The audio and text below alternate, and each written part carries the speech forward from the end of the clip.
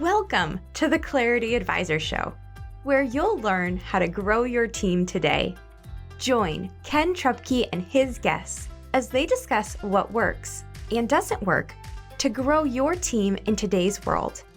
And now, your host, Ken Trupke. Hello, and welcome to the Clarity Advisor Show. The curse of the good idea, the fact that good ideas can actually hurt your business. Wait, you're going to say, I thought we should always be innovating and finding new and better ways to serve our customers. Well, yes, we should.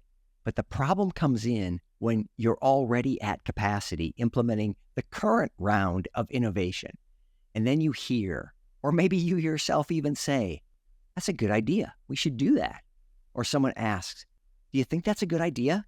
Or after a discussion that doesn't end with approval, someone says, are you saying that's not a good idea? Well, okay, of course it's a good idea. If it was a bad idea, we wouldn't have just spent 10 or 20 or 30 minutes talking about it. And then the most sinister of all is just the casual, well, what do you think about blank, blank, blank? They're all ways of getting things on the table, getting good ideas out there for discussion. And that's great because we do want to innovate. We want to improve. We want to grow. But we only have so much time, money, and energy, no matter how much you have. They're all three still limited. The bottom line is you can't do everything. You can do anything, but you can't do everything. And we can't allow ourselves or our businesses to get distracted. Some people call it the shiny object syndrome, when you're off chasing whatever attracts you next. So you're doing something, he's like, oh, shiny. Catches your attention because we're wired for movement and we see it and we're like, yes, we should go do that. That looks way more fun because of course, new is fun. It's fun and exciting. And the messy middle, when we're in the middle of a project, that's when it's getting hard. Like, oh, this is so difficult. Let's just stop doing this. And oh, wait, that looks like fun. Wouldn't that be a good idea? That's something we should go do. And then you jump off. It's so tempting to jump off, but we need to stay focused and stay aligned on our current projects. No, you're going to hear from people. No, we don't have to stop doing anything. We can still do everything we were doing and add this. We'll just keep doing everything we're already doing and add to it. Well, no, you can't. Not if you're already full. If you're already at capacity, you can't add anymore. And you probably are at capacity, right? Nobody's sitting around going, yeah, I'm running at about 60, 70%, got a pretty big capacity here to take on more stuff, but kind of conserving my energy right now. No, everybody's filled up and then some. So let me give you an analogy. Let's think about it like a buffet. When you get to the end of the buffet and you see them bring out shrimp, it's new. And let's say that you love shrimp. Not only is it new and exciting to see them bring something else out, but it's something you love. But your plate's already full because you didn't know they were going to bring out shrimp, so you didn't save any room for the shrimp. So now we have three choices. We can, 1, skip the shrimp because our plate is already full. We can, 2, intentionally decide to take something off our plate to make room for shrimp and then add the shrimp. Or number 3, that idea that I just talked about, we can pile the shrimp on top of everything already on the plate and just tell ourselves it will all fit and nothing will fall off. The idea that, no, we can keep doing everything we're already doing and add to it. But when we pick number 3, as we walk back to our seat, something does fall off. Now, hopefully it's something you don't really care about, like the green beans that you took just to tell yourself that you're making really healthy choices at the buffet. Or maybe it was something like prime rib that you were going to eat first and you were really excited about, and it's kind of a high priority for you. Or it might even be the shrimp itself that you balance so delicately on top of your spring rolls. So the analogy here is that when you add a new project to an already existing workload, when you're already full, something isn't going to get done. Either something important, like the prime rib, that you were already committed to, and now there'll be negative consequences because it wasn't done on time. Maybe you were going to implement or upgrade your CRM software or open a new location. Something that is kind of big and important isn't going to get done because you're over capacity now.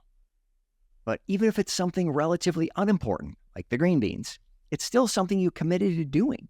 So even if it's that small thing, like maybe rescheduling a meeting with a vendor you're probably not going to use anyway, you're still disappointing someone, even in a small way.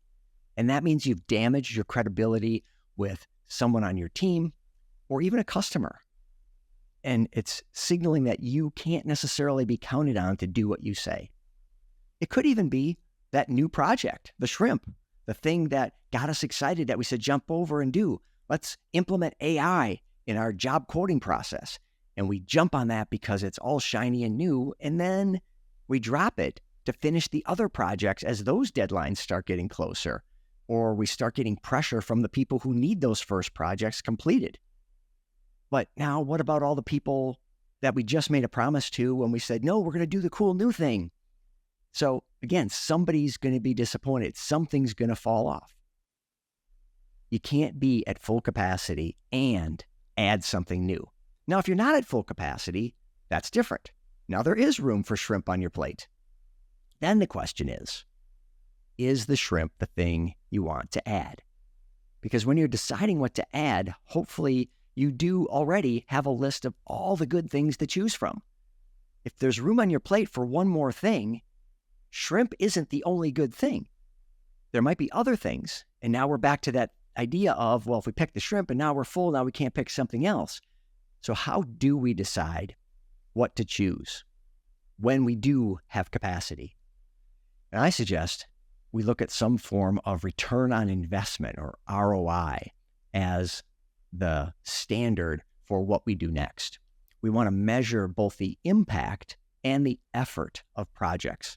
And any combination can work. It could be a proportionate effort where it's big impact, big effort. It could be small effort with small impact. Or everyone's favorite, the big impact, small effort. We just need to make sure we stay away from the worst of the four combinations, the big effort with small impact. So that's one we don't want to do. We don't want to do a lot of work for a little result. So either it's proportionate results and effort, or it's hopefully outsized results for the effort we put into it. But however we do that, let's look at effort as measured by resources, typically hours. And that could be both the hours worked, the hours it's going to take to complete the project, or even the elapsed time. How many total weeks or days is it going to take to get something done? And then, of course, materials, if you have to buy something or contract for something. And then impact can usually be measured in increased sales or reduced costs. Either good things go up or bad things go down. But it could also just be something less tangible, like improved satisfaction. That's okay. It doesn't have to always be super tangible and defined and quantifiable. But hopefully we can translate our effort and our impact into dollars. And that'll allow us to calculate an actual ROI. We'll be able to say, for this investment, the I'll get this return. So effort is the investment and return is the impact. But even if you can't get down to dollars, you can still gauge the relative size of effort and impact of various, quote, good ideas to get them prioritized. So if we were to take, say, a list of your 10 best good ideas and rank them, you might have some argument around if an idea should be number 3 or number 4, but you know that number 2 and number 9 are not interchangeable. So do your best to get them roughly in order. And then the difference between number 1 and number 2 may be intangible. It may just be a matter of preference, and that's okay. As long as, again, we're not putting number 10 ahead of number 1, we're probably going to pick something worthwhile. Any of those top 2 or 3 are probably worth tackling next. So let's pick one and make a decision and stick with it. And then when we get capacity for our next project, well, then we go back and quickly update the list, add whatever new good ideas we've had since then, and figure out some impact and effort roughly, get them in order, and then pick again. Don't just pick the most recent idea when you get capacity. Every time you have capacity, don't just grab the next thing in front of you. Go back to that list and say, wait, what did we already look at? What else is important and had a good return of effort and impact? Don't just grab that most recent idea, because in the end, there are a lot of good ideas and we want them, but we can't do everything. So don't fall victim to the curse of the good idea.